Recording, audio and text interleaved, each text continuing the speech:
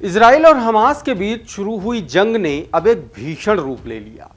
Israel ने अपने हमले काफी तेज कर दिए हैं और उसका कहना है कि इसके बाद हमास का अस्तित्व दुनिया भर से मिट जाएगा।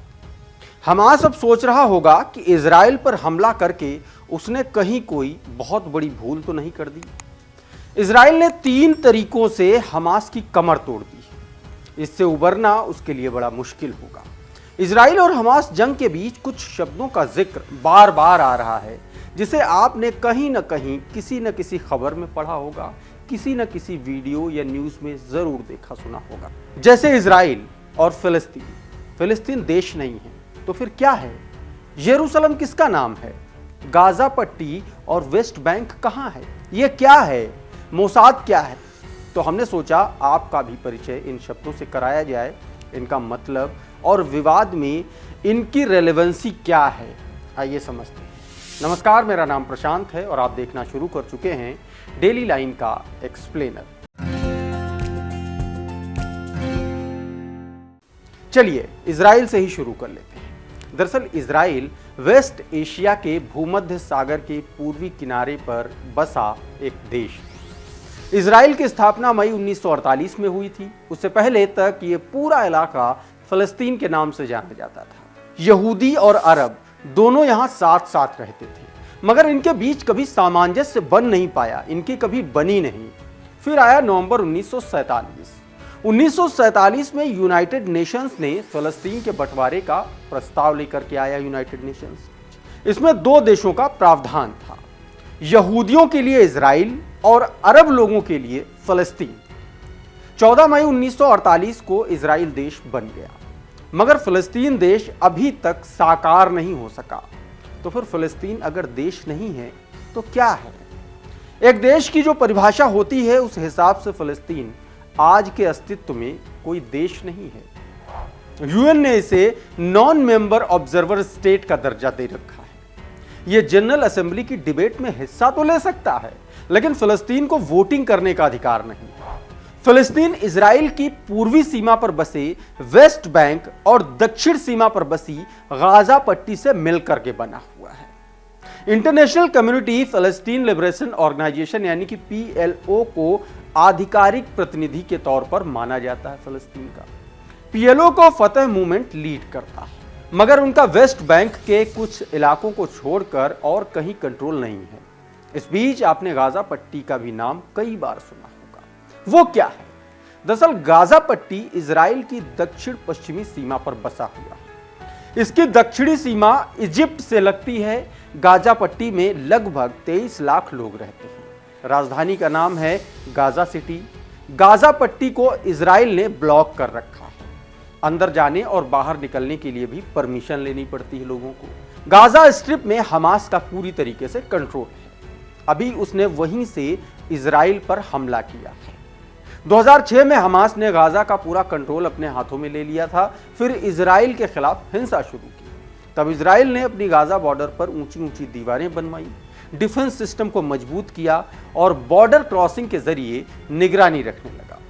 स्थानीय लोगों को इसका भारी नुकसान भी हुआ।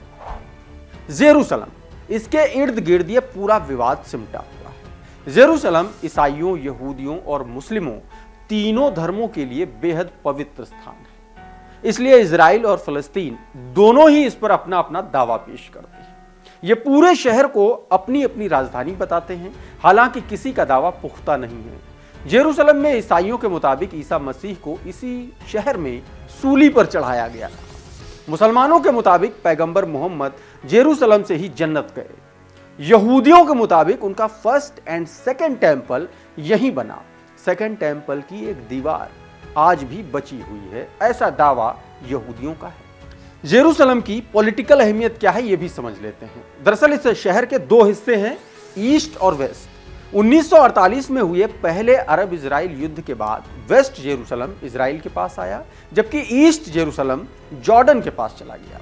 1967 के युद्ध में इजराइल ने ईस्ट जेरूसलम को भी हथिया लिया और पूरे शहर को अपनी राजधानी घोषित कर दिया। बहुत कम देश इजराइल के ऐलान को मान्यता देते हैं। 2 स्टेट सॉल्यूशन की राह में सबसे बड़ा रोड़ा भी जेरूसलम ही है।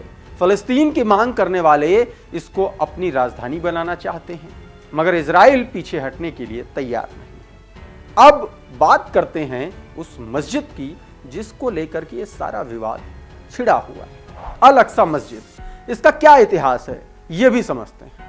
ईस्ट जेरूसलम के अंदर 35 एकड़ का एक कंपाउंड है। मुस्लिम इसे अल हसन अल शरीफ, जबकि यहूदी इसे टेंपल माउंट कहते हैं। इसी में सिल्वर कलर के गुंबद वाली एक मस्जिद भी है। इस मस्जिद का नाम अल अक्सा है। इसी नाम पर पूरे कंपाउंड को भी कई दफा अल अक्सा कह दिया जाता है। मुस्लिमों की मान्यता है कि पैगंबर मोहम्मद मक्का से यहाँ आए और फिर यहीं से वो जन्नत चले गए, इसलिए वो मक्का और मदीना के बाद अल अक्सा को सबसे पवित्र स्थान मानते हैं। यहूदी कहते हैं कि उनके इतिहास के 2 सबसे पवित्र टेंपल इसी कंपाउंड में थे। पहले को बेबीलोन वालों ने, जबकि दूसरे को रोमनों ने तोड़ दिया और दूसरे मंदिर की एक दीवार बची रह गई है जो अभी भी है। अब बात कर लेते हैं वेस्टर्न वॉल की। क्या है ये? 1967 तक कंपाउंड के अंदर गैर मुस्लिमों को जाने की इजाजत नहीं थी। 1967 युद्ध के बाद यहां इजराइल का कंट्रोल हुआ, फिर उसने जॉर्डन के साथ डील की और कंपाउंड की कस्टडी एक वक्फ बोर्ड को सौंप दी। बाहर की सुरक्षा की जिम्मेदारी इजराइल ने अपने हाथों में ली। गैर मुस्लिमों को अंदर जाने की इजाजत मिली, लेकिन वो अंदर प्रार्थना नहीं कर सकते थे। लेकिन पिछले कुछ वर्षों में स्थिति बदली है। सेकेंड इंतफादा के बाद इजराइल ने कंपाउंड के अंदर का जिम्मा अपने पास रख लिया है। उन्होंने फलस्तीनियों का एक्सेस भी कम कर दिया और यहूदियों की एंट्री आसान बनाई। इसी को लेकर कई मौकों पर लड़ाई हो चुकी है। अभी चल रहे युद्ध के मूल कारणों में से ये एक अहम कारण है। अब आपको बताते हैं कि ये हमास क्या है। क्या हमास अपने आप में एक पूरा शब्द है या किसी एब्रीवेशन का शॉर्ट फॉर्म है, ये भी बताएंगे। कैसे बना ये हमास, इसके बारे में भी बात करेंगे। दरअसल हमास को Israel, Canada, European union, America, Britain, Japan और ऑस्ट्रेलिया ने इसको आतंकी संगठन के तौर पर घोषित कर रखा है, जबकि सीरिया, ईरान, कतर, तुर्की, नॉर्वे, ब्राजील, इजिप्ट, रशिया और चीन जैसे देश इसे आतंकी संगठन नहीं मानते। इसका सरगना है इस्माइल हानियफ, कतर में रहता है ये। वैसे हमास एक राजनीतिक संगठन है। 2006 से गाजा पट्टी पर उनका शासन है। उनका मिलिट्री विंग भी है। उसका नाम है अल कासिम ब्रिगेड।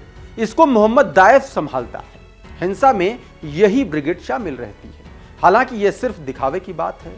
अल कासिम ब्रिगेड पॉलिटिकल लीडरशिप के इशारे पर भी काम करती रहती है। हमास 1987 में बना। इसका पूरा नाम है हरकत अल मुकावमा अल इस्लामिया। मतलब यह हुआ इसका इस्लामिक रेजिस्टेंस मूवमेंट। हिंदी में बोले तो इस्लामिक प्रतिरोध आंदोलन। मगर शेख अहमद यासीन और अब्दुल अजीज अल रंतीसी इसके फाउंडर थे। 1988 में उन्होंने एक चार्टर बनाया। उसका मकसद बताया, इजराइल को मिटाकर फलस्तीन स्टेट की स्थापना करेंगे। 2006 से गाजा में हमास का कंट्रोल है। तब से उसने 4 मौकों पर इजराइल के साथ बड़ी लड़ाइयां लड़ी हैं। तो ये था इजराइल, फलस्तीन, हमास, मोसाद, जेरूसलम और चल रहे युद्ध से जुड़ा हुआ पूरा इतिहास और आज का घटनाक्रम। उम्मीद है आपको फलस्तीन और इजराइल के बीच चल रहे युद्ध के बारे में पुख्ता जानकारी मिल गई होगी, उसके इतिहास के बारे में भी जानकारी मिल गई होगी। अगर यह वीडियो आपको अच्छा लगा तो इसको लाइक और शेयर जरूर कर दीजिएगा। हमारे चैनल को सब्सक्राइब कर लीजिए। अगर ये वीडियो आप हमारे फेसबुक पेज पर देख रहे हैं तो हमें फॉलो भी कर लीजिए। बहुत बहुत धन्यवाद।